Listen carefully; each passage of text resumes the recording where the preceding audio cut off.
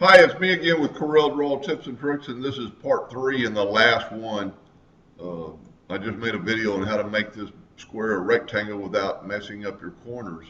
Because a viewer or subscriber had sent me in some information, and I thought, and while that same video is loading, there's actually a faster way than that. You've got your frame, but these are two different parts. And you have to, if you didn't watch part 2, you'd have to select both of them and move them. But what you can do is take your Smart Fill tool and fill in the black, and now it's a fill.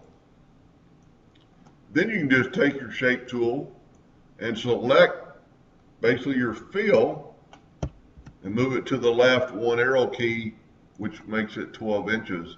And then if you're going to cut it, all you have to do is left click, no fill, right click, hairline. Same result, even a little faster. Anyway, I hope that helped a little bit. Thank you for watching.